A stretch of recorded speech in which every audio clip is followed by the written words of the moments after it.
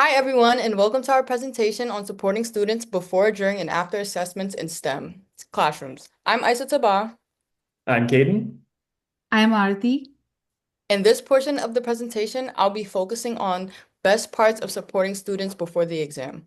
First, it's important to create a calm and inclusive testing environment. That means things like flexible seating, minimizing distractions, and meeting students' emotional needs and strategies like mindfulness or SEL check-ins. When students feel safe and supported, they perform better. Second, timely progress monitoring helps us identify learning gaps early. We can use tools like exit tickets, digital quizzes, and trackers to help students see their own growth and keep families informed. Clear communication builds trust and helps everyone prepare. Third, students need help getting ready both academically and emotionally.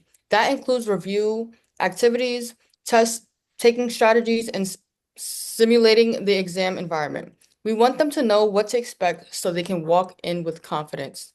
And finally, it's essentially to identify misconceptions ahead of time. We can use bell ringers, explanations, and even error analysis to uncover confusion before test days. That way, we're not just prepping students for the test, we're ensuring they understand the material deeply. Thanks for watching the section on before the exam. I'll now pass it on to my teammates. For during testing, there are resources that need to be available. Testing accommodations are necessary for students to be able to accurately portray their knowledge. Students are all different and they're going to require different resources during testing. Accommodations should be offered. If accommodations quite aren't enough, then modifications should be made to the test. Here are a list of a few accommodations, kind of some of the big ones. Time accommodations are good for students who have ADHD, dyslexia, or dysgraphia. Sound and distractions are great too for especially, again, people with high anxiety or autism.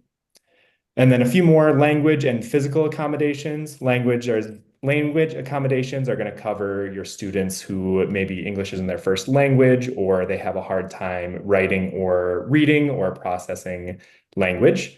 And then physical accommodations are going to be mainly focused on those students who have more physical exceptionalities and need maybe a little more room or a slant board or a pencil grip, something along those lines. Another accommodation that sometimes may need to be made is addressing absences or tardies. Excused absences, like being at a sporting event or a music event, it's important to set up a time beforehand so that you can be proactive in either doing it during a study hall, a lunch, before or after school, or setting them up with your school's learning center. Tardiness, if it's a habit, then it's something that maybe needs to be pushed to a meeting with parents or administration.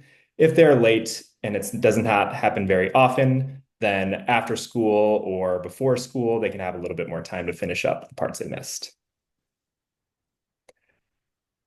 And then during testing, it's important to notice kind of what's going around on the room.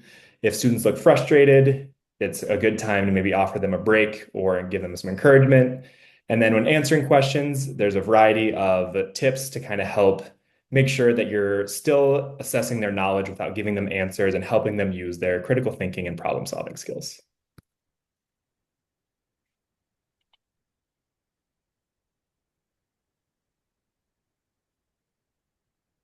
Are you done? Oh, okay. Yeah, go ahead.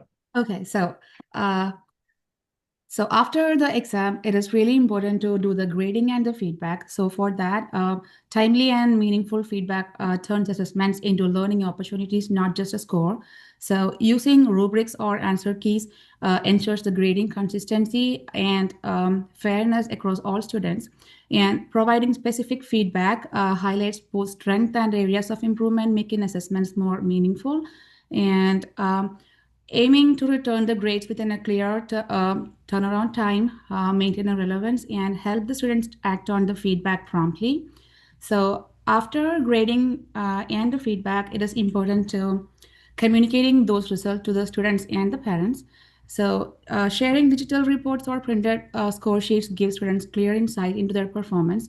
So when you send the emails to the parents, it should include explanations, not just the grades, to foster the transparency and support at home too.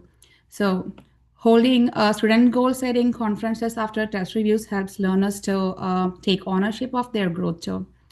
So then after that comes remediation strategies. So effective remediation strategies includes the small group instruction focused on missed standards to address specific learning gaps.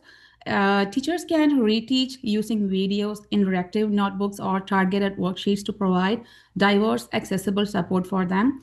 And allowing partial retakes with reflection encourages mastery, learning, and self-awareness too.